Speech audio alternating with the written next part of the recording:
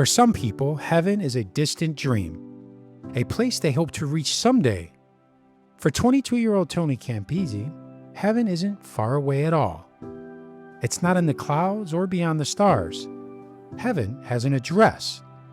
It smells like ice and cold air. It sounds like skates cutting across a rink and pucks hitting boards.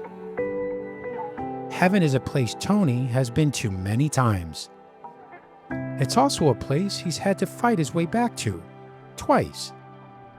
This is a story about losing your heaven and discovering that sometimes the fight to return changes what heaven means entirely.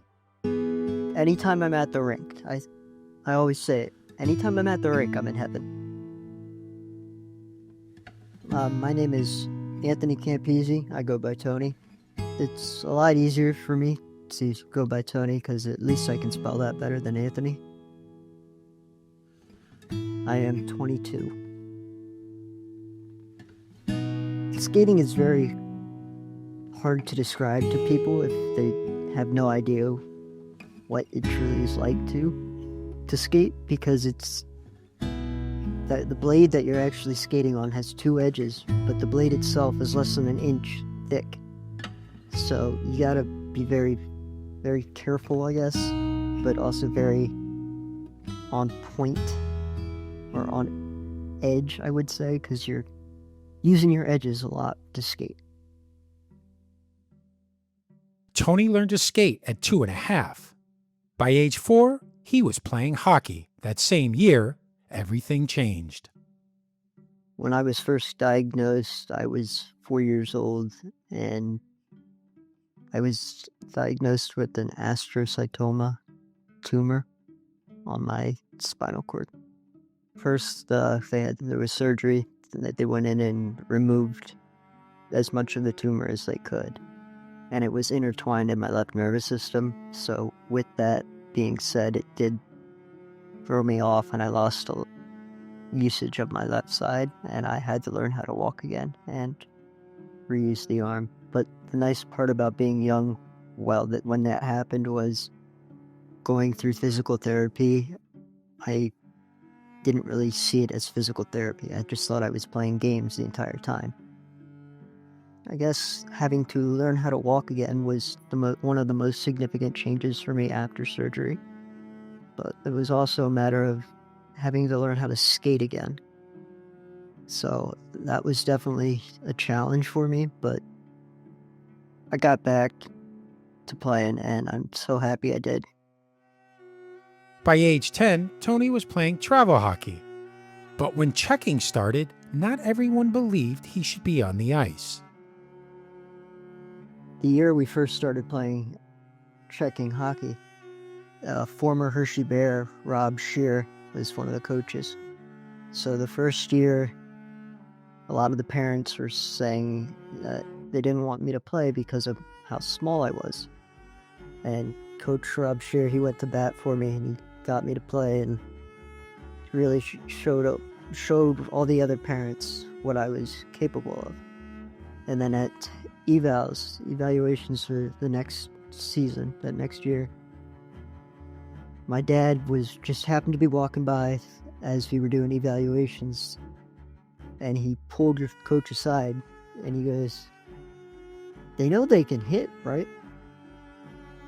And the Coach Shear said, "Camp, Tony's the toughest kid out there." And that just really, really big in the heart for me. So that really helps me. For 7 years, Tony played. Then came senior year 2021. Well, it was 2021, my senior year of high school. And I started losing grip strength in my left hand. And playing hockey, I'm a right-handed shot, so my left hand is the top hand of my stick. And if I couldn't really hold on to it the way I needed to.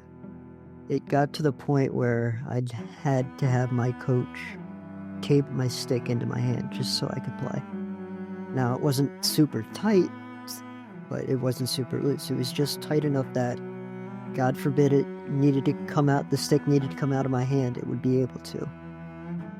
So, and just tight enough that it would stay in my hand well enough. And it was at that point when at one of the routine MRIs that I had, they noticed that I had fluid built up on my cervical spine, and it was compressing on the nerves. And that's when they really found that the cancer had come back. What it really meant for me was, yeah, that's going to be a sharp turn to the other way that you were going, but hey, when there's bumps in your path, you got to keep on going. You just got to take what life gives you and push through. The treatment started June 29th, the day before Tony's 18th birthday. Well, the second time around, it was really interesting because there's the proton radiation, and that was done at CHOP. It was 5 days a week for 6 weeks, and that got started on June 29th, the day before my 18th birthday.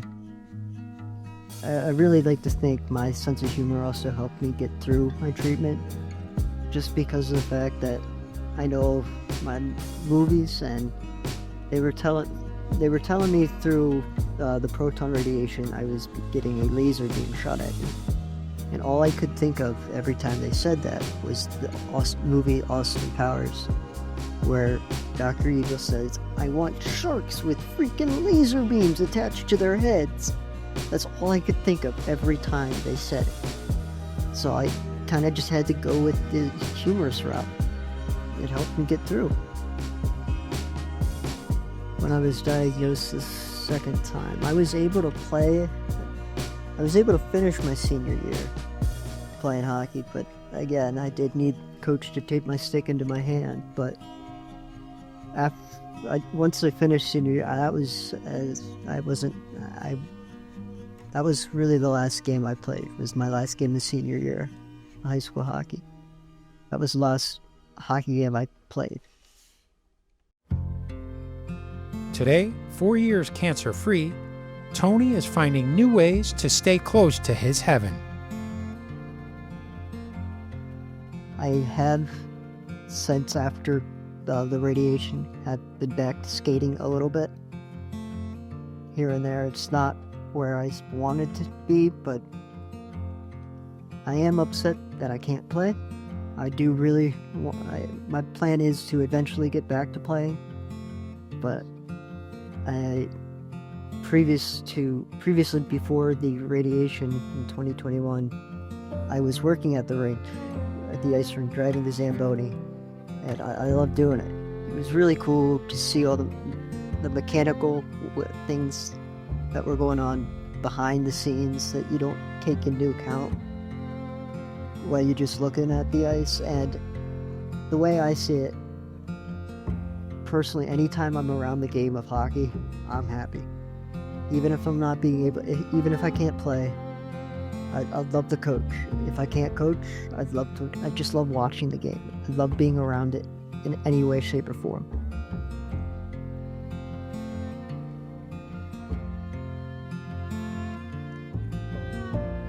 Years ago, after his first cancer battle, Tony made a wish through Make-A-Wish.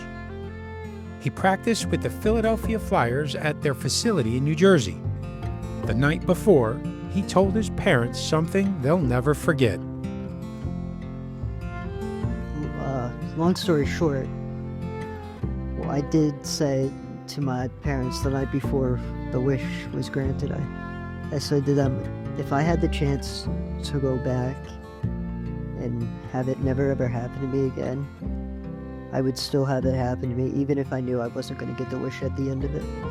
Because it's made me who I am as a person, and it's also led me to meet so many great people who are so generous and give back and are so helpful to us and those suffering through this terrible, terrible disease. The way hockey is a part of my life today is kind of how it's always been a part of my life. It's been the one thing I can always turn to when I'm not really happy about the way things are going. It's kind of a happy place for me. The way I would describe the person I am today is, I guess, a fighter and somebody who's got a sense of humor, but when push comes to shove, I'll do what I have to do to get things done.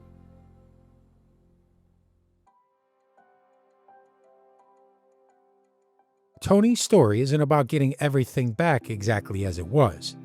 It's about adaptation. The tape job became a metaphor for his life. When something breaks, you modify it, adjust it, and find a new way to hold on. At 4 and again at 18, Tony learned that balance isn't about never falling, it's about getting back up. Today, whether he's skating, driving the Zamboni, or dreaming of coaching, Tony knows where his heaven is. And he knows that sometimes the long way back teaches you more than never having left at all. Tony shares his story with Life on Pause, supported by Four Diamonds and Penn State Health Children's Hospital, a community where young adults living with cancer can be honest, seen, and supported. Because when life takes a sharp turn the other way you were going, when bumps appear in your path, no one should have to keep going alone. Even when heaven changes shape, there are people who will help you find your way back.